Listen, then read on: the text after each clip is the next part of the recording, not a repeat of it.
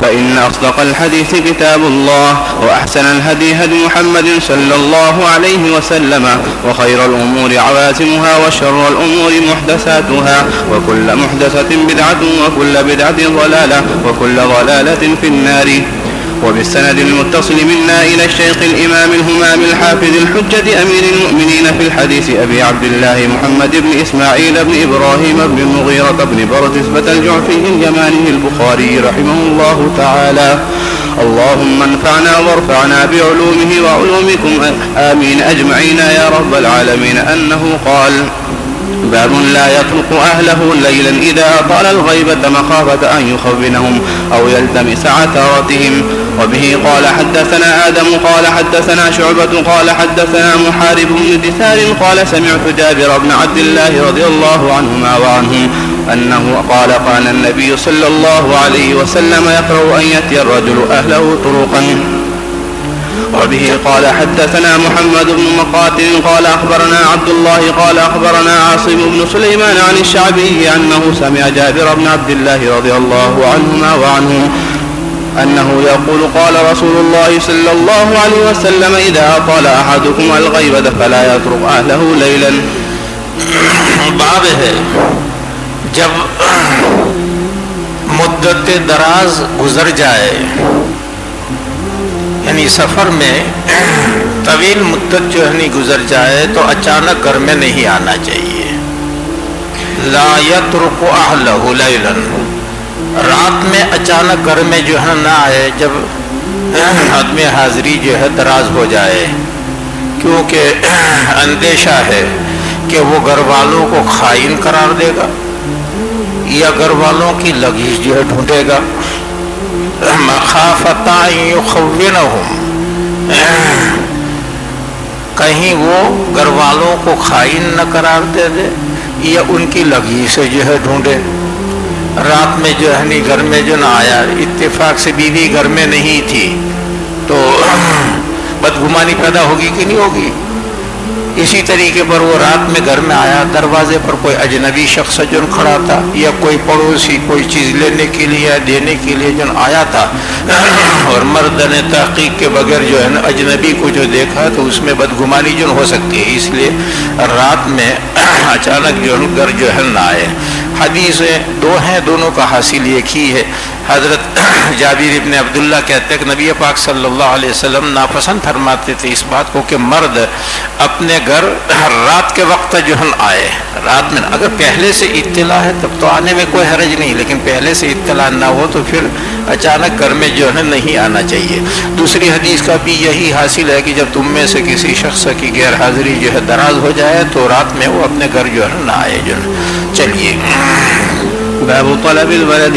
وبه قال حدثنا مسدد عن هشيم عن سيار عن الشعبي عن جابر رضي الله عنه أنه قال: كنت مع رسول الله صلى الله عليه وسلم في غزوة فلما قفلنا تعجلت على بعير قطوف فلحقني راكب من خلفي فالتفت فإذا أنا برسول الله صلى الله عليه وسلم. قال: ما يعجلك؟ قلت: إني حديث عهد بعرس. قال: فبكرا تزوجت أم سيبا؟ قلت: بل سيبا. قال: فهلا جارية تلاعبها وتلاعبك؟ قال: فلما قدمنا ذهبنا لندخل فقال: أنهوا حتى تدخلوا ليلا أي عشاء لكي تمتثل الشائسة وتستحد المغيبة. قال: وحدثني الثقة أنه قال في هذا الحديث: الكيس الكيس يا جابر، يعني الولد. وبه قال حدثنا باب طلب الولد، اولاد تلاش کرنے کا بیان. نکاح کا مقصد صرف شہوت کو پورا کرنا نہیں ہوتا ہے بلکہ اولاد حاصل کرنا جو ہوتا ہے، تو یہ مقصد پیش نظر جو رہنا چاہیے. امام بخاری نے یہ باب قائم کیا ہے ذیل میں جو حدیث آ رہی ہے اس کی تفسیر اور تشریح کے لیے. ایک جملہ ہے، اس جملے کی تفسیر جو ہے امام بخاری علیہ رحمہ جو کرنا چاہتے ہیں، اس لیے عنوان قائم کیا ہے اولاد تلاش کرنے کا جو بیان. حدیث جو مشہور ہے، حضرت جابر رضی اللہ عنہ جو کہتے ہیں کہ میں رسول اللہ صلی اللہ علیہ وسلم کے ساتھ تھا ایک غزوے میں، جب ہم جو ہے لوٹے تو میں نے جلدی کی ایک سست رفتار اونٹ پر، تو تو رسول ایک سوار پیچھے سے مجھے ملا اور میں نے جو دیکھا تو وہ رسول اللہ صلی اللہ علیہ وسلم تھے. حضور نے فرمایا کہ جلدی کیوں کر رہے ہو, کیوں اتنی جلدی مچا رہے ہو؟ تو میں نے کہا کہ حضرت میں نے نئی شادی کی ہے, اس لیے جلدی سے بیوی سے ملنا چاہتا ہوں. حضور نے فرمایا کہ باقیرہ سے کی ہے شادی یا سیبہ سے؟ میں نے کہا کہ سیبہ سے کی. حضور نے فرمایا کہ باقیرہ سے جو کرتا تو اس کے ساتھ کھیلتا اور وہ تیرے ساتھ جو کھیل کرتی جو. بس یہ حدیث پوری, یہ حدیث پہلے جو گزر چکی ہے. اب آگے جو جملہ ہے قال قلت قال نہیں آگے نہیں, ابھی اور آگے آ رہا. قال حضرت جابر کہتے ہیں کہ جب ہم گھر میں داخل ہونے کے لیے گئے, جب ہم آئے اور گھر میں داخل ہونے کا ہم نے ارادہ کیا تو حضور پاک صلی اللہ علیہ وسلم نے فرمایا کہ ٹھہر جاؤ.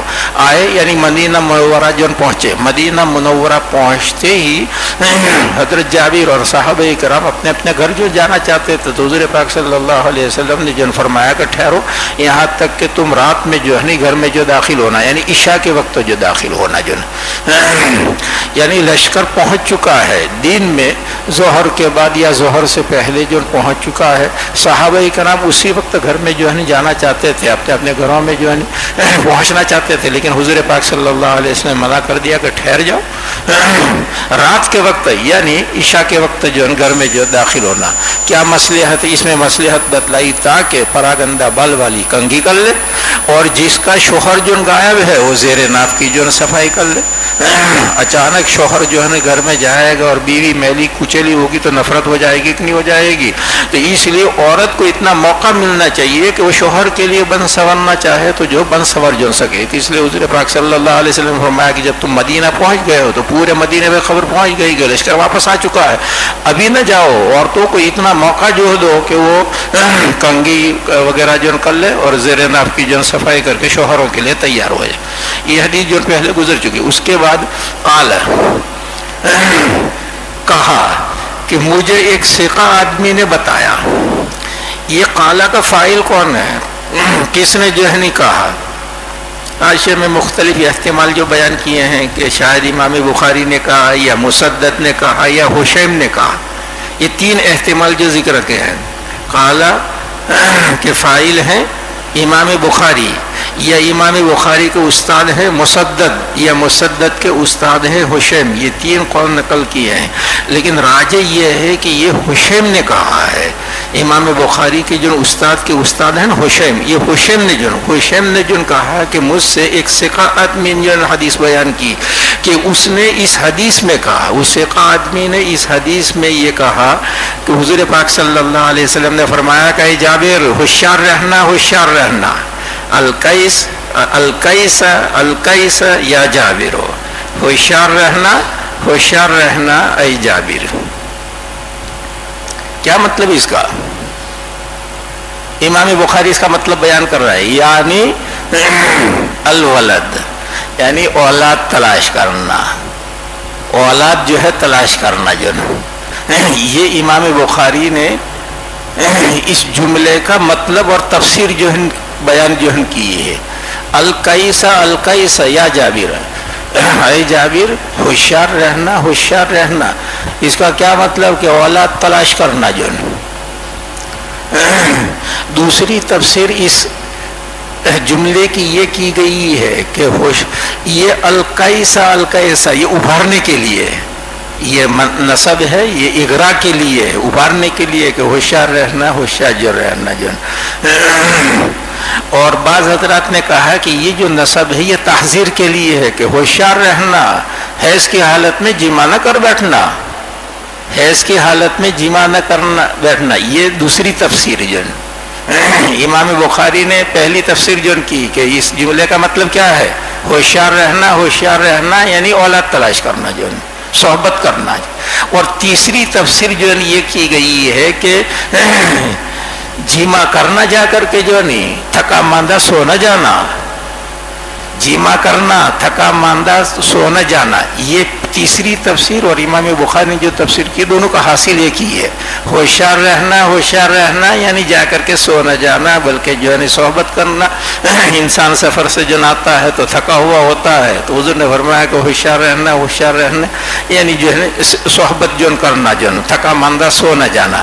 اور صحبت میں پیش نظر کیا ہوتا ہے؟ صحبت میں اولاد ہی کی تلاش جو پیش نظر ہوتی ہے۔ یہ پہلی تفسیر اور تیسری تفسیر ایک ہی ہے، اور دوسری تفسیر یہ کی گئی ہے کہ ہوشیار رہنا یعنی حیض کی حالت میں جماع نہ کر بیٹھنا۔ جو چلیے وبه قال حدثنا محمد بن الوليد قال حدثنا محمد بن جعفر قال حدثنا شعبة عن سيار عن الشعبي عن جابر بن عبد الله رضي الله عنهما وعنهم أن النبي صلى الله عليه وسلم قال إذا دخلت ليلا فلا تدخل أهلك حتى تستحد المغيبة وتمتشط الشعيثة قال رسول الله صلى الله عليه وسلم فعليك بالكيس الكيس تابعه عبيد الله عن وهب عن جابر رضي الله عن النبي صلى الله عليه وسلم في الكيس۔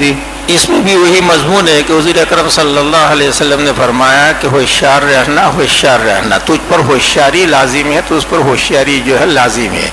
اس کا کیا مطلب پہلے بیان کر دیا۔ تین تفسیریں جو ہیں اس کی ہیں۔ ایک تفسیر تو یہ ہے کہ اولاد تلاش کرنا، دوسری تفسیر یہ ہے کہ ہوشیار رہنا، حیض کی حالت میں جماع نہ کر بیٹھنا، اور تیسری تفسیر یہ ہے کہ تھکا مندہ سو نہ جانا، جو صحبت جو کرنا۔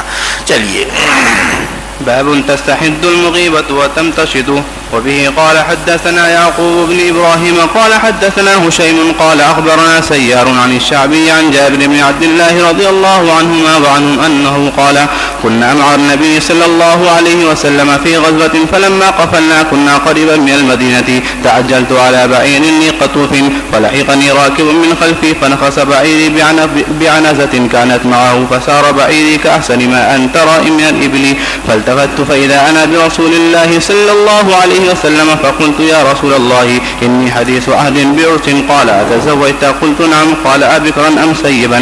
قال قلت بل سيبا قال فهلا بكرا تلاعبها وتلاعبك؟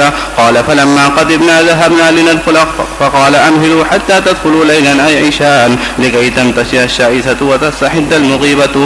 یہ مضمون بھی پہلے گزر چکا ہے کہ جس کا شوہر غائب ہے اس کو جب شوہر کے آنے کی اطلاع ملے تو اس کو زیر ناف کی صفائی کرنی چاہیے، اور کنگا اور بال وغیرہ جو ہے سنبھال لینے چاہیے۔ جو حدیث وہی حضرت جابر کی ہے جو پہلے بار گزر چکی۔ چلیے باب ولا يبدين زينتهن إلا لبعولتهن إلى قوله لم يظهروا على عورات النساء وبه قال حدثنا قتيبة بن سعيد قال حدثنا سفيان عن أبي حازم قال اختلف الناس بأي شيء دبي جرح رسول الله صلى الله عليه وسلم يوم أحد فسألوا سهل بن سعد الساعدي وكان من آخر من بقي من أصحاب النبي صلى الله عليه وسلم بالمدينة فقال وما بقي من الناس أحد أعلم به مني كانت فاطمة تغسل الدم عن وجهه وعلي يأتي بالماء على ترسه فأخذ حصير فحرق فحشي به جرحه۔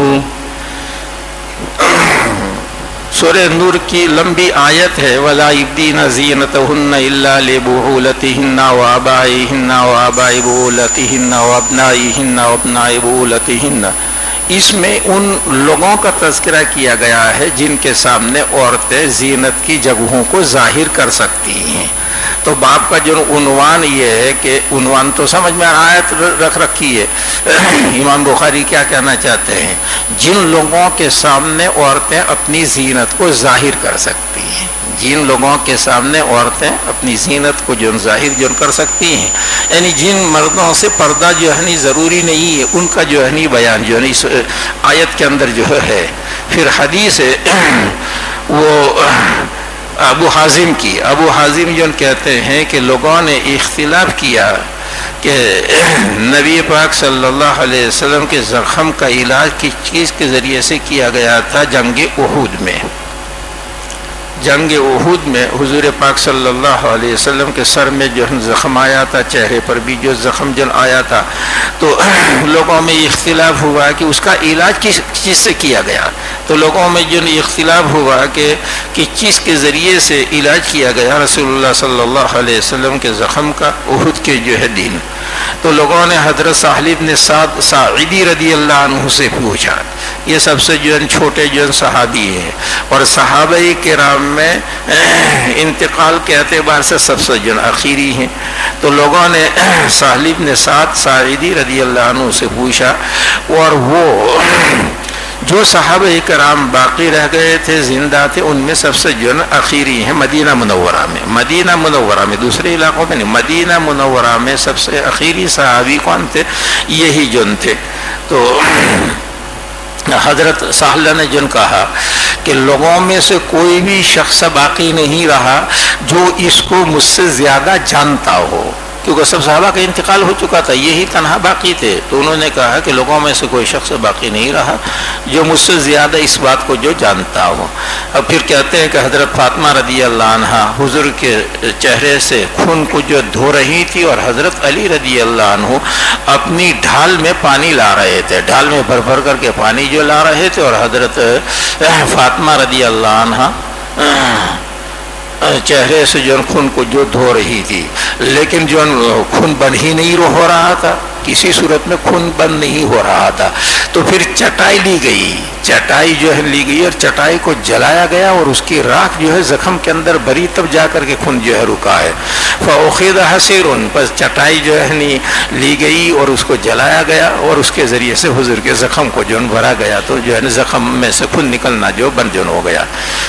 کیا ثابت کرنا چاہتے ہیں کہ باپ سے پردہ نہیں, بیٹی کا باپ سے پردہ نہیں ہے. اگر بیٹی کا باپ سے جو پردہ جو ہوتا تو حضرت فاطمہ رضی اللہ عنہ حضور پاک صلی اللہ علیہ وسلم کے چہرے کو کیسے جو دھو رہی ہیں, تو معلوم ہوا کہ بیٹی کا باپ سے جو پردہ نہیں ہے. یہ اس حدیث سے ثابت کرنا چاہتے ہیں, لیکن استدلال مخفی, کیونکہ یہ واقعہ تو ہے احد کا جو, اور حجاب کا حکم جو نازل ہوا ہے وہ 5 ہجری میں, جنگ احد 3 ہجری میں جن واقع ہوئی, اور حجاب کا حکم کب نازل ہوا ہے؟ بنو قریظہ کے جنگ کے وقت, یعنی جنگ خندق کے بعد جو نازل جن ہوا ہے وہ 5 ہجری کے اندر جن واقع ہوا ہے. تو اس حدیث سے استدلال کرنا صحیح نہیں, یہ تو حجاب کا حکم نازل ہونے سے پہلے کا جن واقعہ ہے, لیکن امام بخاری نے اس کو جو ذکر جن کر دیا جو. چلیے. باب والذين لم يبلغوا الحلم. وبه قال حدثنا أحمد بن محمد قال أخبرنا عبد الله قال أخبرنا سفيان عن عبد الرحمن بن عابس سمعت ابن عباس رضي الله عنهما وعنهم سأله رجل شهدت مع رسول الله صلى الله عليه وسلم ضحى أو فطرا قال نعم ولولا مكان منه ما شهدته يعني من صغره قال خرج رسول الله صلى الله عليه وسلم فصلى ثم خطب ولم يذكر أذانا ولا إقامة ثم أتى النساء فوعظهن وذكرهن وأمرهن بالصدقة فرأيتهن يهوين إلى آذانهن وحلوقهن يدفعن إلى بلال ثم ارتفع وهو بلال إلى بيته. والذین لم يبلغوا الحلم, نابالغ سے پردہ نہیں. بالغ مرد ہے تو اس کا پردہ ہے, نابالغ سے پردہ جو نہیں ہے. یہ مسئلہ جو ہے اس باب میں جو ہے بیان کرنا چاہتے ہیں. مسئلہ اپنی جگہ پر جو صحیح ہے کہ نابالغ سے جو پردہ نہیں ہے, پردہ تو جو ہے بالغ مرد سے جو ہوتا ہے, نابالغ سے پردے کا کوئی سوال ہی پیدا نہیں ہوتا ہے. تو نابالغ سے پردہ نہیں ہے, لیکن جو حدیث پیش کی ہے اس سے استدلال مخفی ہے, اس سے استدلال کرنا جو صحیح نہیں. پہلے حدیث جو ہے نہیں سنو. عبد الرحمن ابن عابس کہتے ہیں کہ میں نے ابن عباس کو جو سنا کہ کسی شخص نے ان سے پوچھا, ابن عباس سے کسی شخص نے پوچھا کہ کیا آپ رسول اللہ صلی اللہ علیہ وسلم کے ساتھ شریک ہوئے تھے اضحیٰ میں یا فطر میں؟ عید الاضحیٰ اور عید الفطر میں آپ حضور پاک صلی اللہ علیہ وسلم کے ساتھ جو ہے شریک ہوئے تھے, شامل ہوئے تھے؟ تو حضرت ابن عباس نے کہا کہ جی ہاں, اور یہ بھی کہا کہ اگر میرا رسول اللہ صلی اللہ علیہ وسلم سے مقام و مرتبہ نہ ہوتا تو میں حضور کے ساتھ شریک نہ ہوتا, یعنی بچپنے کی وجہ من صغری, میں بچہ تھا. حضور پاک صلی اللہ علیہ وسلم سے میرا جو ہے وہ خاص مرتبہ تھا, خاص جو تعلق تھا, خاندان کے جو ایک شخص تھے, اس لیے میں جو حاضر ہوا. اگر یہ خصوصی تعلق نہ ہوتا تو میں حضور پاک صلی اللہ علیہ وسلم کے ساتھ شریک نہیں ہو سکتا تھا. کیوں؟ بچہ ہونے کی وجہ سے, چھوٹا ہونے کی وجہ سے. پھر اس کے بعد انہوں نے بتلایا. ابن عباس نے کہا کہ رسول اللہ صلی اللہ علیہ وسلم عید کی نماز کے لیے نکلے, پھر آپ نے نماز جو پڑھی, پھر جو ہے خطبہ دیا, اور ابن عباس نے نہ اذان کا تذکرہ کیا نہ اقامت کا تذکرہ کیا, کیونکہ عید کی نماز میں اذان بھی نہیں ہوتی اور اقامت بھی نہیں ہوتی ہے, تو اذان اور اقامت کا جو ہے تذکرہ نہیں کیا.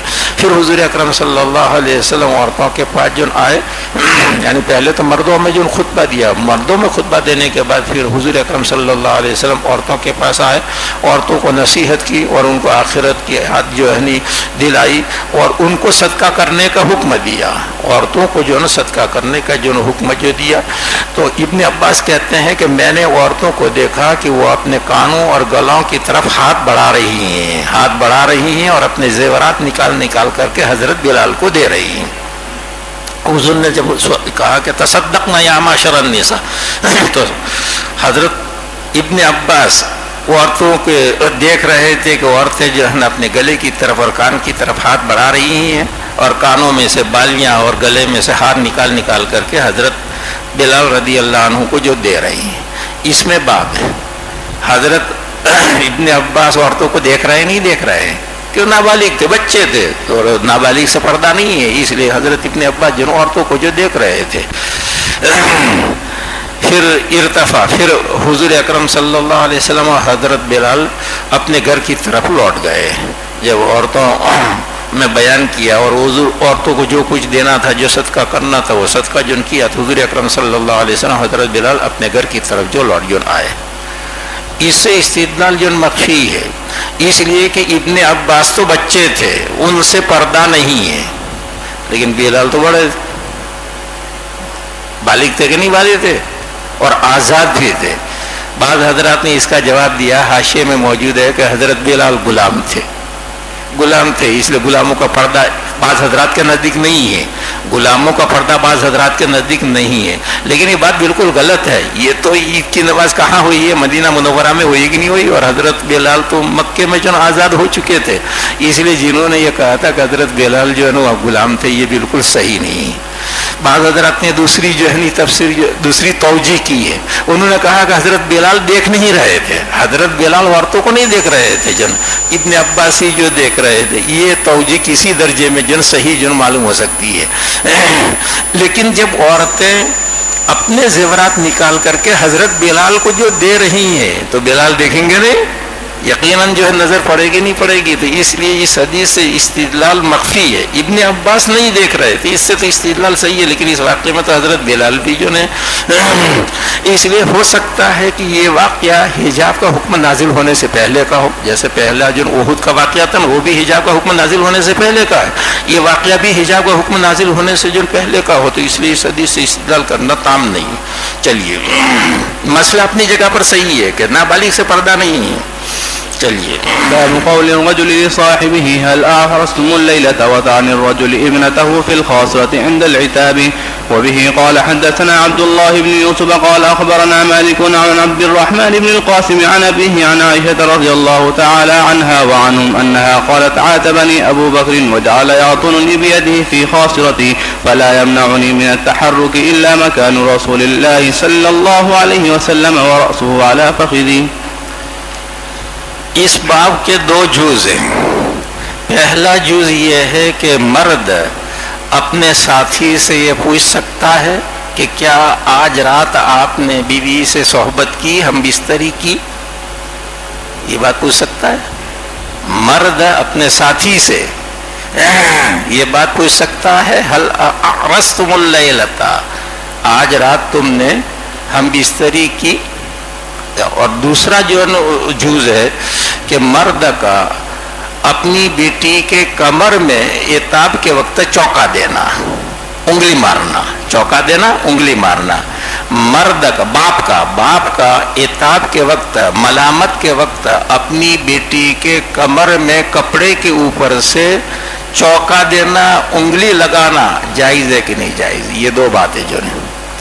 اچھا, باپ جو قائم کیا ہے اس سے دونوں باتوں کا جواز ثابت کرنا چاہتے ہیں, دونوں باتوں کا جواز ثابت کرنا ہے. دیکھیے جو عنوان کیا ہے, مرد کا اپنے ساتھی سے پوچھنا کہ کیا تم نے آج رات ہم بستری کی ہے, یعنی جائز ہے, یہ جائز ہے کہہ سکتے ہیں.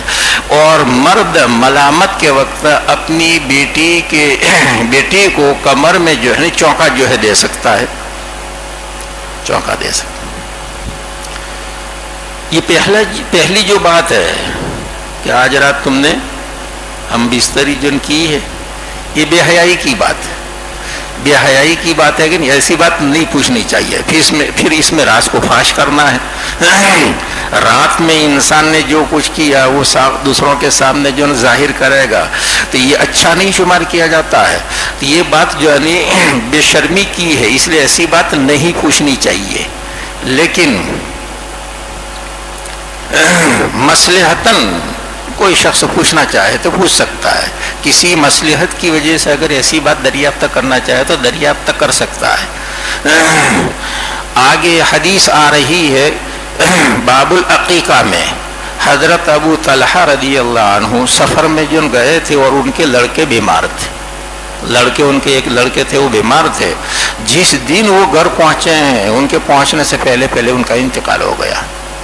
ام سلیم نے جو ان کی بیوی تھی، ابو طلحہ کی بیوی حضرت انس کی والدہ، ام سلیم نے بتلایا نہیں. بچے کو جو ہے نہیں الگ مکان میں جو ہے لیٹا دیا. پھر پوچھا ابو طلحہ نے بیٹے کے بارے میں پوچھا بیٹے کا کیا حال ہے؟ کہا ٹھیک ہے، آرام میں، راحت میں. بھی مرنے کے بعد تو بچہ راحت میں ہی ہوتا ہے کہ نہیں ہوتا ہے؟ جو مرنے سے پہلے تکلیف ہوتی ہے، مرنے کے بعد تو پھر اللہ کی رحمت میں چلا جاتا ہے. تو پوچھا تو جو راحت میں. پھر شام کا کھانا کھایا. شام کا کھانا کھانے کے بعد پھر حضرت ابو طلحہ نے بیوی سے صحبت کی. پھر یہ صبح حضور کی خدمت میں حاضر ہوئے تو حضور نے یہ پوچھا ہے حل آرستم اللیلۃ، یہی جملہ ہے، آگے آئے گا یہی جملہ. حضرت ابو طلحہ سے حضور نے پوچھا کہ آج رات تم نے جو ہے ہم بستری کی؟ تو انہوں نے کہا کہ جی. حضور پاک صلی اللہ علیہ وسلم نے فرمایا کہ بارک اللہ لہما، اللہ تعالیٰ تم دونوں کو برکت عطا فرمائے. چنانچہ اس صحبت سے جو لڑکا پیدا ہوا اس کا نام جو عبداللہ جو رکھا گیا. تو حضور پاک صلی اللہ علیہ وسلم کو چونکہ دعا دینی تھی اس لیے پوچھا تھا کہ آج رات تم نے جو صحبت جو کی کہ نہیں کی. تو یہ روایت آگے آ رہی ہے. تو معلوم ہوا کہ مصلحت کی وجہ سے ایسی بات، اگرچہ بے شرمی کی بات ہے، بلا ضرورت ایسی بات کسی سے پوچھنی نہیں چاہیے، لیکن اگر کوئی مصلحت ہو، کوئی ضرورت ہو تو پوچھ سکتے ہیں. ایک بات اس کی دلیل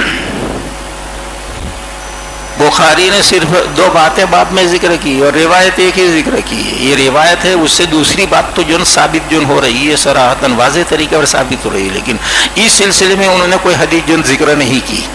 یہ پہلا جو جز ہے اس سلسلے میں کوئی حدیث ذکر نہیں کی، اس لیے شارحین پریشان ہیں کہ امام بخاری نے یہ بات جو ہے ذکر کر دی باب میں، عنوان میں، اور کوئی دلیل ذکر نہیں کی، کوئی روایت ذکر نہیں کی. تو بعض حضرات نے تو یہ توجیہ کی کہ امام بخاری علیہ رحمہ باب میں ایک بات جو ذکر کرتے ہیں لیکن ان کی شرط کے مطابق کوئی روایت نہیں ہوتی تو روایت نہیں لاتے. پہلے بھی ایسی باتیں گزر چکی نہیں گزر سکتی. باب میں ایک بات جو ذکر کریں گے لیکن امام بخاری کی شرط کے مطابق جو کوئی روایت نہیں ہوگی تو اس کو ذکر نہیں کریں گے. یہ توجہ کی ہے، لیکن یہ غلط ہے کیونکہ باب العقیقہ میں روایت آ رہی ہے. ابو طلحہ کا واقعہ میں نے بتلایا ابھی جو چند صفحوں کے بعد جو وہ روایت جو آئے گی باب العقیقہ کے اندر. تو اس لیے کہنا کہ امام بخاری کی شرط کے مطابق روایت نہیں ہے وہ غلط ہے روایت ہے. اور امام بخاری نے خود کتاب العقیقہ کے اندر اس کو جو روایت جن کیا ہے. صاحب فتح نے جو عجیب توجہ کی ہے، انہوں نے کہا کہ امام بخاری نے خالی جگہ چھوڑ رکھی تھی، خالی جگہ چھوڑ رکھی تھی کہ بعد میں نقل کریں گے، پھر وہ کوئی حدیث نقل کرنا بھول گئے.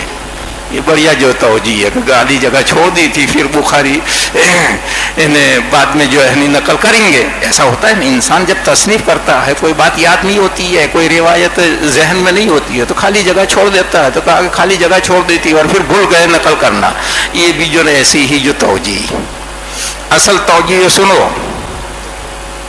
یہ پہلی بات ہے یہ قضیۃ قیاساتها معها کے قبیل سے. پہلی بات قضیۃ قیاساتها معها کے قبیل سے ہے، یعنی یہ ایسی بات ہے کہ اس کی دلیل اس کے ساتھ. قضیۃ قیاساتها معها، یہ پہلی بات قضیۃ قیاساتها معها کے قبیل سے، یعنی ایسی بات ہے کہ اس کی دلیل خود اس میں جو موجود ہے. امام بخاری اکثر ایسا جو کرتے ہیں کہ حدیث کو باب میں رکھ دیتے ہیں، حدیث ہی کو باب میں رکھ دیتے ہیں، تو وہی جو مسئلہ بھی ہوتا ہے وہ دلیل بھی ہوتی، تو الگ سے کوئی دلیل تلاش کرنے کی ضرورت نہیں. باب میں دلیل تلاش کرنے کی ضرورت نہیں ہے، بلکہ یہ حدیث ہی کا جملہ ہے. یہ نبی پاک صلی اللہ علیہ وسلم کا ارشاد ہے، هل اعرضتم اللیلۃ. تو امام بخاری کبھی جو ہے حدیث ہی کو، نبی پاک صلی اللہ علیہ وسلم کو ارشادی کو باب میں جو ذکر کر دیتے ہیں، وہی مسئلہ بھی ہوتا ہے اور وہی جو دلیل بھی جو ہوتا ہے، الگ سے کوئی تلاش کرنے کی ضرورت نہیں ہے. چلو یہ تو بات پوری ہو گئی. اب اس کے بعد جو دوسرا جو جز ہے کہ باپ ملامت کے وقت اپنی بیٹی کی کمر پر چوکا دے سکتا ہے یا نہیں. امام بخاری نے تو کہا کہ چوکا دے سکتا ہے، اور استدلال جو کریں گے آگے. حضرت ابو بکر صدیق رضی اللہ عنہ نے حضرت عائشہ کو ملامت کے وقت کمر پر جو ہے چوکا دیا تھا، جو کمر پر جو ہے نہیں پہلو میں جو ہے چوکا جو ہے دیا تھا.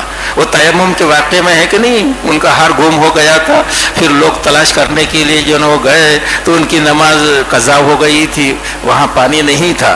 تو اس کے بعد آیت تیمم نازل ہوئی. اس وقت حضرت ابو بکر صدیق رضی اللہ عنہ حضرت عائشہ کے پاس آئے تو حضور اکرم صلی اللہ علیہ وسلم حضرت عائشہ کی ران پر سر رکھ کر کے جو سوئے ہوئے تھے. تو حضرت ابو بکر نے ان کو جو ہے ڈانٹا اور انگلی سے جو ہے چوکا جو ہے دیا جو پہلو میں. جو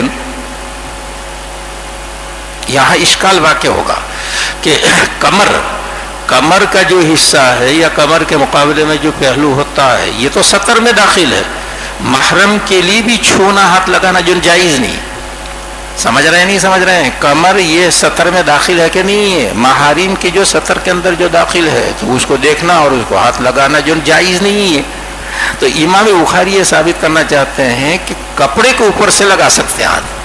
اگر کپڑا بیچ میں حائل نہ ہو تب تو جو ہاتھ لگانا جو جائز نہیں، لیکن اگر کپڑا حائل ہے تو پھر لگانے میں کوئی حرج کی بات نہیں ہے. اس لیے دونوں جو ہے ذکر جن کر دیے. اور حدیث ہے عبد الرحمن ابن قاسم اپنے والد قاسم نے محمد سے روایت کرتے ہیں، وہ حضرت عائشہ سے جو روایت کرتے ہیں. حضرت عائشہ نے کہا کہ حضرت ابو بکر نے مجھے ملامت جن کی اور اپنے ہاتھ سے میری کمر میں مجھے چوکا دیا، اور اپنے ہاتھ سے اپنی انگلی سے میری کمر میں میرے پہلو میں مجھے جو ہے چوکا دیا. بس مجھے حرکت کرنے نے نہیں روکا مگر حضور پاک صلی اللہ علیہ وسلم کے ہونے نے، اور حضور اکرم صلی اللہ علیہ وسلم کا سر مبارک جو ہے میری ران پر تھا، اس لیے میں حرکت جو ہے نہیں کر سکی. تو حضرت ابو بکر صدیق رضی اللہ عنہ نے حضرت عائشہ کی کمر میں چوکا دیا کہ نہیں دیا؟ جو معلوم ہوا کہ کپڑے کے اوپر سے چوکا دے سکتے ہیں. چلیے کتاب الطلاق. اور بسم اللہ چھوڑ دیا، اتنا بڑا پوری ایک سطر چھوڑ دی. بسم اللہ الرحمن الرحیم. كتاب الطلاق. قول الله تعالى يا أيها النبي إذا طلقتم النساء فطلقوهن لعدتهن وأحصوا العدة أحصيناه وحفظناه وعددناه وطلاق السنة أن يطلقها طاهرا من غير جماع ويشهد شاهدين. وبه قال حدثنا إسماعيل بن عبد الله قال حدثني مالك عن نافع عن عبد الله بن عمر رضي الله عنهما وعنهم أنه طلق امرأته وهي حائض على عهد رسول الله صلى الله عليه وسلم، فسأل عمر بن الخطاب رسول الله صلى الله عليه وسلم عن ذلك، فقال رسول الله صلى الله عليه وسلم مره فليراجعها ثم ليمسكها حتى تطهر ثم تحيض ثم تطهر ثم إن شاء أمسك بعد وإن شاء طلق قبل أن يمس، فتلك العدة التي أمر الله أن تطلق لها النساء. کتاب النکاح کے بعد کتاب الطلاق کو ذکر کیا، کیونکہ نکاح کے بعد کبھی طلاق کی ضرورت جو پیش آتی ہے، اور طلاق اور نکاح میں چولی دامن کا جو ساتھ ہے، اس لیے عام طور پر مصنفین کتاب النکاح کے بعد کتاب الطلاق کو جو ذکر جو کرتے ہیں. تو کتاب جو ہے طلاق، امام بخاری نے اس سلسلے میں ایک آیت اور ایک حدیث جو ذکر کی ہے. کتاب الطلاق یہ عنوان ہے، اور اس عنوان کے تحت ایک آیت اور ایک حدیث جو ذکر جن کی ہے. آیت تو سورہ طلاق کی ہے. سورہ طلاق کی پہلی آیت ہے یا ایھا النبی اذا طلقتم النساء فطلقوهن لعدتهن واحصوا العدة. اے نبی، جب آپ لوگ بیویوں کو طلاق دینے کا ارادہ کریں، اے نبی جب آپ حضرات یہ خطاب عام ہے، اگرچہ شروع میں نبی پاک صلی اللہ علیہ وسلم کو مخاطب بنایا گیا ہے، لیکن اذا طلقتم یہ جمع کا صیغہ ہے کہ نہیں ہے؟ تو تمام مسلمان مرد اس کے جو ہے مخاطب جو ہے کہ پیغمبر جب آپ عورتوں کو جو ہے طلاق دینے کا ارادہ جو کریں تو ان کو طلاق دیں ان کی عدت سے پہلے، ان کو طلاق دیں ان کی عدت سے جو پہلے، اور عدت کو شمار کریں، عدت کو یاد رکھیں۔ یعنی طلاق کس وقت دینی چاہیے، طلاق دینے کا مسنون وقت کیا ہے، وہ آیت کے اندر بتلایا گیا ہے کہ جب تم طلاق دینا چاہو تو عدت سے پہلے جو ہے طلاق دو۔ ہمارے یہاں عدت شروع ہوتی ہے حیض سے، ہمارے یہاں عورت کی جو عدت جو شروع ہوتی ہے کس سے شروع ہوتی ہے؟ حیض سے جو شروع ہوتی ہے کہ نہیں ہوتی ہے؟ 3 حیض جو ہے نہیں عدت ہے، 3 حیض گزر جائیں گے تو عدت پوری ہو جائے گی۔ تو عدت سے پہلے یعنی طہر میں جو ہے طلاق دو، عدت سے پہلے، عدت سے پہلے یعنی حیض سے پہلے۔ حیض سے پہلے کیا ہوتا ہے؟ طہر ہوتا ہے کہ نہیں ہوتا؟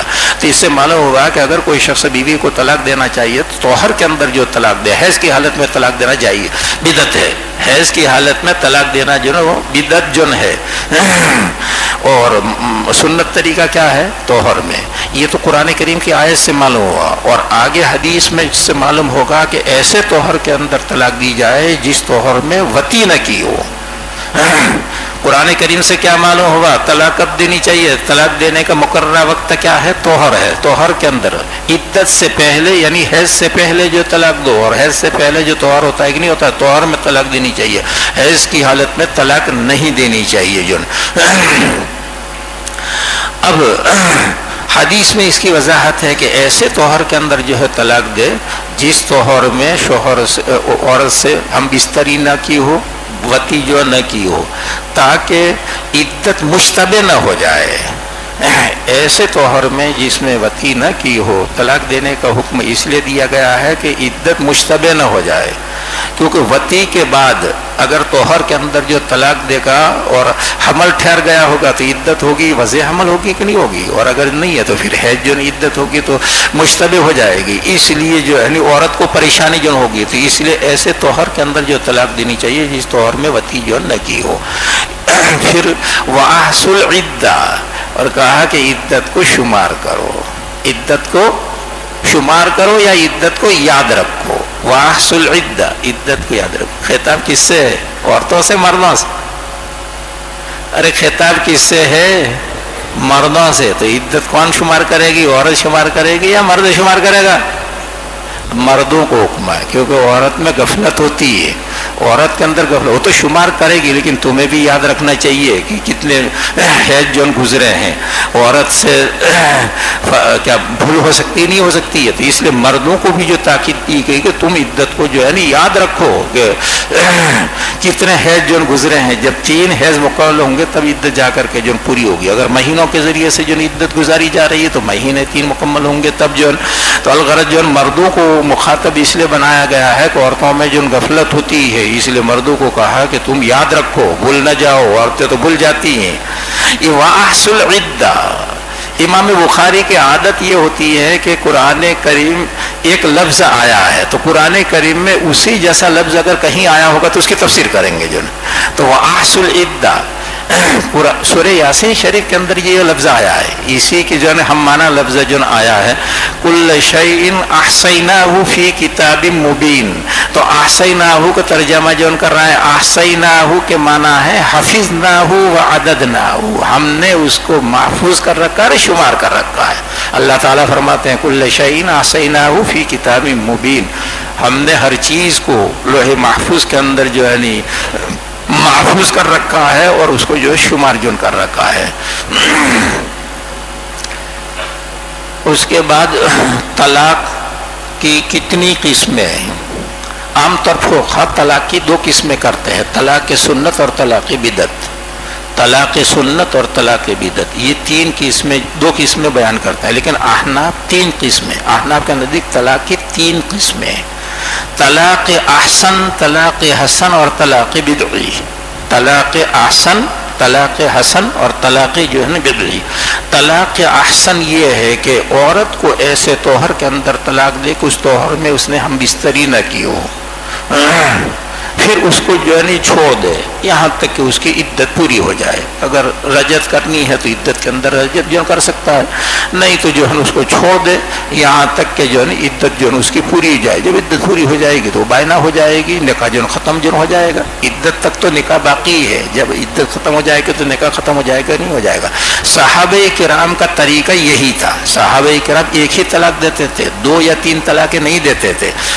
احسن طریقہ جو ہے اور حسن طریقہ جو نہیں ہے. طلاق حسن یہ ہے کہ پہلی طلاق دے ایسے توہر میں کہ اس توہر میں وطی نہ کی ہو، پھر اس کے بعد جو حیض آئے گا، جب توہر جون شروع ہوگا، جب جو ہے دوسرا توہر جون شروع ہوگا تو پھر دوسری طلاق دے، پھر حیض آئے گا، پھر جو ہے تیسرے توہر کے اندر جو تیسری جو ہے طلاق دے.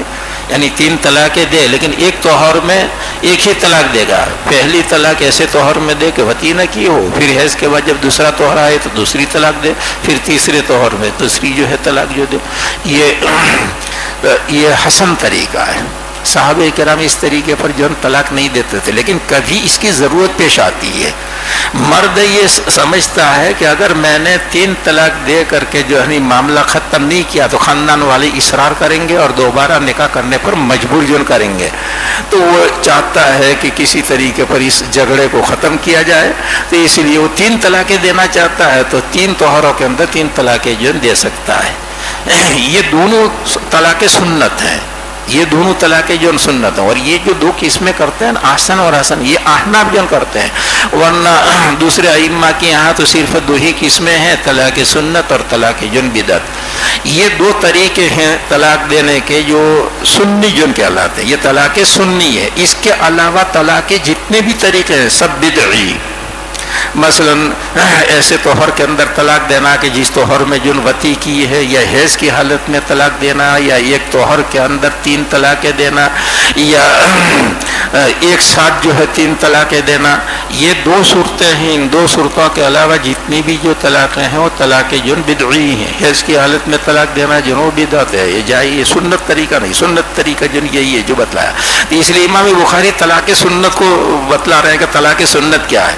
کہتے ہیں طلاق سنت یہ ہے کہ مرد بیوی کو پاک ہونے کی حالت میں جو طلاق دے بغیر صحبت کے ہم بستری کے بغیر جو ہے طلاق دے، اور اس پر جو گواہ بنائے، اور اس پر یعنی طلاق پر جو گواہ بنائے. جو نکاح میں گواہ بنانا ضروری ہے، گواہ کے بغیر نکاح منعقد نہیں ہوگا. لیکن طلاق پر جو گواہ بنانا ضروری نہیں، مستحب.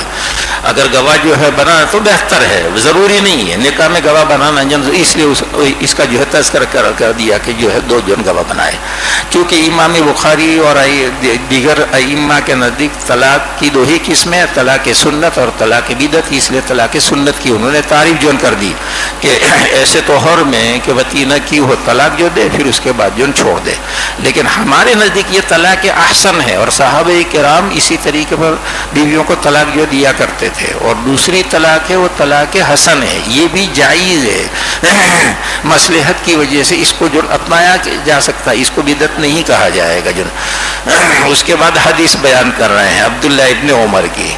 نافع سے روایت ہے، وہ عبداللہ ابن عمر سے جو روایت کرتے ہیں کہ انہوں نے اپنی بیوی کو حیض کی حالت میں طلاق دے دی. ابن عمر نے اپنی بیوی کو حیض کی حالت میں طلاق دے دی. رسول اللہ صلی اللہ علیہ وسلم کے زمانے میں تو حضرت عمر ابن خطاب رضی اللہ عنہ نے رسول اللہ صلی اللہ علیہ وسلم سے اس سلسلے میں مسئلہ جو پوچھا، تو رسول اللہ صلی اللہ علیہ وسلم نے فرمایا کہ اس کو حکم دو، ابن عمر کو جو حکم دو کہ وہ اپنی بیوی کو نکاح میں واپس لے لے، وہ رجعت کر لے اس سے، یعنی وہ بیوی کو نکاح میں واپس لے لے، پھر اس کو جو ہے نہیں روکے یہاں تک کہ وہ پاک ہو جائے، پھر حیض آئے، پھر جو ہے نہیں پاک ہو، پھر اگر وہ چاہے تو اس کے بعد جو روکے، اور اگر طلاق دینا چاہے تو ہاتھ لگانے سے پہلے، ہم بستری سے پہلے جو طلاق دے دے. اس کے بعد آگے جملہ ہے خاص طور پر یاد رکھنا ہے، فَتِلْكَ الْعِدَّةُ الَّتِي أَمَرَ اللَّهُ أَن تُطَلَّقَ لَهَا النِّسَاءُ. بس یہ مقررہ وقت ہے، یہاں عدت کا معنی مقررہ وقت ہے. بس یہ وہ مقررہ وقت ہے جس میں اللہ تعالیٰ نے عورتوں کو طلاق دینے کا حکم دیا ہے. یہ مقررہ وقت ہے، عدت ایک تو وہ ہے جو عورت جو گزارے گی وہ نہیں، یہ وہ مقررہ وقت ہے جس میں عورتوں کو طلاق دینے کا اللہ تعالیٰ نے حکم دیا ہے. یہاں ایک بات سمجھ لینی چاہیے، احناف یہاں عدت کی دو قسمیں، ایک ہے عدت طلاق اور ایک ہے عدت تطلیق. ایک ہے عدت طلاق اور ایک ہے عدت تطلیق. عدت طلاق یہ عورت کی صفت ہے اور عدت تطلیق یہ مرد کی جو صفت ہے. عدت طلاق یعنی عدت گزارنے کا وقت، عدت طلاق کا مطلب عدت گزارنے کا مقررہ جو وقت جو یہ عورتوں کی جو صفت بنے گا. اور عدت طلاق دینے کا وقت، عدت تطلیق کے معنی طلاق دینے کا جو وقت ہے. قرآن کریم کی جو آیت ہے فَطَلِّقُوهُنَّ لِعِدَّتِهِنَّ وَأَحْصُوا الْعِدَّةَ، تو اس میں جو پہلی جو عدت ہے نا، عدت سے عدت تطلیق مراد ہے، اور وَأَحْصُوا الْعِدَّةَ میں جو دوسری عدت ہے اس سے عدت طلاق مراد ہے. یعنی کون سے وقت کے اندر طلاق دینی چاہیے، تو یہاں اس حدیث کے اندر بتلایا گیا کہ یہ وہ مقررہ وقت ہے عدت کے کیونکہ یہ عدت طلاق نہیں ہے، یہ عدت تطلیق ہے. اس لیے میں ترجمہ کر رہا ہوں کہ یہ وہ مقررہ وقت ہے جس میں عورتوں کو طلاق دینے کا اللہ تعالیٰ نے جو حکم دیا ہے. طہر میں طلاق دینی چاہیے اور ایسے طہر میں طلاق دینی چاہیے کہ جس میں وطی جو نہ کی ہے، یہ ہے عدت تطلیق. اور عدت طلاق تو آپ جانتے ہی ہیں، جو 3 حیض ہیں وہ عدت جو طلاق جو ہے. دیگر ائمہ یہ فرق نہیں کرتے ہیں اور قرآن کریم میں اس کی طرف اشارہ ہے فَطَلِّقُوهُنَّ لِعِدَّتِهِنَّ. لِعِدَّتِهِنَّ میں کون سی عدت مراد ہے؟ عدت تطلیق مراد ہے. اس حدیث سے جو معلوم ہو رہا ہے کہ یہ مقررہ وقت ہے جس میں اللہ نے مردوں کو طلاق دینے کا حکم جو دیا کہ اس وقت کے اندر طلاق دو. یعنی حیض سے پہلے طہر کے اندر طلاق دینی چاہیے جس میں وطی نہ کی ہو. جو یہ واقعہ ہے، اس واقعے میں حضور پاک صلی اللہ علیہ وسلم نے کہا کہ ابن عمر کو حکم دو کہ بیوی کو نکاح میں واپس لے، پھر وہ یہاں تک کہ وہ پاک ہو جائے، پھر اس کے بعد حیض آئے، پھر جو ہے نا اس کے بعد جو پاک ہو، اس کے بعد دوسرے طہر کے اندر طلاق دینا چاہے تو طلاق دے سکے. یہ بات حضور پاک صلی اللہ علیہ وسلم نے مسئلے کے طور پر نہیں بتلائی بلکہ ایک مصلحت کی وجہ سے. رجت کا ایک شخص نے عورت کو جو ہے طلاق دی حیض کی حالت میں، تو رجوع کرنا چاہیے نہیں کرنا چاہیے؟ رجت جو کر لینی چاہیے. اب رجت کے بعد جو طہر آ رہا ہے اس طہر کے اندر طلاق دینا چاہے تو طلاق دے سکتا ہے. کیونکہ ایسا طہر جس میں وطی نہ کی ہو طلاق دینا جائز ہے کہ نہیں بلکہ سنت ہے. تو اس لیے اگر حیض میں کسی نے طلاق دی ہے، حیض کی حالت میں بیوی کو طلاق دی ہے تو رجوع کر لے گا جو، لیکن صحبت نہیں کر سکتا ہے اس کے بعد. اب اس کے بعد جو طہر آئے گا اس میں وہ صحبت کر سکتا ہے اگر طلاق نہیں دینی ہے، اور اگر اس کو طلاق دینے کا ارادہ ہے تو پھر جو وہ صحبت نہیں کرے گا اور طلاق دے دے گا. لیکن یہاں حضور نے فرمایا کہ حیض آئے، حیض کے بعد جو ہے نا پاک جو ہو نہیں، حیض کے بعد جب پاک ہو جائے تو یہ پہلے طہر کے اندر طلاق نہ دے، پھر حیض آئے اور حیض کے بعد جب دوسرا طہر آئے تو دوسرے طہر کے اندر جو ہے طلاق دے. یہ بات حضور پاک صلی اللہ علیہ وسلم نے مسئلے کے طور پر نہیں بتلائی بلکہ مصلحت کی وجہ. وہ مصلحت کیا ہے؟ حضرت ابن عمر کا جوانی میں نکاح ہوا. جوانی میں نکاح ہوتا ہے بڑھاپے میں یا بچپن میں؟ ارے جوانی میں تو نکاح ہوتا ہے. جب جوان ہو گئے تو بعد میں حضرت عمر نے ان کا نکاح کر دیا. نکاح کے بعد ان کا عجیب و غریب حال ہو گیا، بس ہر وقت بیوی کے پاس بیٹھے ہوئے ہیں، حتیٰ کہ نماز کے لیے جانا بھی ان کو ناگوار معلوم ہوتا تھا. ابن عمر کو بیوی کو چھوڑ کر کے نماز کے لیے جانا بھی دشوار معلوم ہوتا تھا. حضرت عمر رضی اللہ عنہ ڈانٹتے ہوں گے تب جا کر کے نماز پڑھنے کے لیے جاتے ہوں گے جو، تو یہ حال ان کا ہوا. حضرت عمر نے کہا کہ عجیب معاملہ. ارے بھائی بیوی محبت کرنے کی چیز ہے، پوجا کرنے کی چیز نہیں ہے. اس کے پیچھے پاگل ہو رہا ہے. بیوی سے محبت کرنی چاہیے لیکن اس کے پیچھے پاگل تو نہیں ہو جانا چاہیے. اس کو تو بت بنا دیا، بیٹھا بیٹھا جو ہے نہیں پوجا کر رہا ہے، نماز کے لیے بھی نہیں جا رہا. تو حضرت عمر رضی اللہ عنہ نے کہا کہ طلاق دے دو. حضرت عمر رضی اللہ عنہ نے بیٹے سے کہا کہ طلاق دے دو، کیونکہ حرج واقع ہو رہا تھا. بھائی نماز میں انسان نہیں جا رہا ہے تو یہ تو بہت غلط بات ہے کہ نہیں ہے، تو یہ تو اس کے دین کے نقصان کا جو باعث بنے گی. تو حضرت عمر رضی اللہ عنہ کو بڑی خوبصورت بیوی تھی اور حضرت ابن عمر کو بڑی محبت تھی، لیکن باپ نے کہہ دیا کہ طلاق دے دو. اور صحابہ کرام کے لیے آخری سہارا حضور اکرم صلی اللہ علیہ وسلم ہوتے تھے. تو ابن عمر حضرت حضور پاک صلی اللہ علیہ وسلم کے پاس گئے اور کہا کہ ابا جو ہے نہیں کہتے ہیں کہ بیوی کو طلاق دے دو. حضور نے فرمایا کہ تم اپنی بیوی کو طلاق دے دو. حضور نے فرمایا کہا، یعنی حضرت عمر کی جو تائید کی، حضرت بھی جو جانتے تھے کہ بیوی کے پیچھے پاگل ہو رہا ہے. تو حضور پاک صلی اللہ علیہ وسلم نے جن فرمایا کہ جو ہے نہیں اپنے باپ کی بات مانو اور جو ہے طلاق دے دو. اس کے بعد واپس آ گئے، طلاق تو نہیں دی، واپس آئے. لیکن جب دوسری مرتبہ حضرت عمر نے کہا کہ طلاق دے دو تو انہوں نے فٹ سے طلاق دے دی. ابن عمر نے اس وقت فٹ سے طلاق دے دی. پھر طلاق دینے کے بعد جو بتلایا کہ بیوی حیض کی حالت میں ہے، بیوی حیض کی حالت میں، حیض کی حالت میں طلاق دینا جو جائز نہیں ہے، بدعت ہے کہ نہیں ہے. تو جب باپ نے کہا کہ بیوی کو طلاق دے دو تو حضرت ابن عمر نے فوراً ہی جن طلاق دے دی. اور طلاق دینے کے بعد پھر باپ کو بتلایا، حضرت عمر کو بتلایا کہ وہ تو حیض کی حالت میں ہے. حضرت عمر کو فکر ہوئی کہ وہ غلطی جو کس کی وجہ سے ہوئی تھی، انہیں کے کہنے کی وجہ سے ہوئی تھی. حضرت عمر بھاگے بھاگے حضور پاک صلی اللہ علیہ وسلم کے پاس گئے اور حضور پاک صلی اللہ علیہ وسلم سے جو واقعہ جو ہے نہیں بتلایا اور مسئلہ دریافت کیا. تو پھر حضور نے مسئلہ بتلایا کہ ابن عمر کو جو حکم دو کہ وہ بیوی کو نکاح میں واپس لے لے یہاں تک کہ وہ پاک ہو جائے، پھر جو ہے نہیں دوسرا جو ہے حیض آئے، پھر اس کے بعد پاک ہو، اس میں وہ طلاق دینا چاہے تو طلاق دے سکتا ہے. ایک توہر کا کیوں؟ کیونکہ ایک توہر جو بیچ میں رہے گا تو اس میں اندازہ کیا جائے گا کہ محبت اسی طرح کی باقی ہے یا اس میں کچھ کمی واقع ہوئی. یہ اندازہ لگانے کے لیے حضور پاک صلی اللہ علیہ وسلم نے حکم دیا تھا. چنانچہ جب انتہائی محبت کے باوجود جب طلاق دینی پڑی ابن عمر کو، جب طلاق، اب دماغ ٹھیک ہو گیا. اب دماغ جو ٹھیک ہو گیا، جیسے گرم پانی پر ٹھنڈا پانی جو ڈال دیا جائے تو اعتدال پیدا ہو جاتا نہیں ہو جاتا. اب ٹھیک ہو گیا. حضرت عمر رضی اللہ عنہ نے دیکھا کہ اب وہ پہلی جیسی کیفیت نہیں، اب بیوی سے جیسی محبت ہونی چاہیے ایسی جو محبت ہے، نماز وغیرہ کا پورا اہتمام ہے. تو پھر حضرت عمر رضی اللہ عنہ نے دوبارہ طلاق دینے کی جو ہے طلاق دینے کا حکم نہیں دیا، بلکہ حالات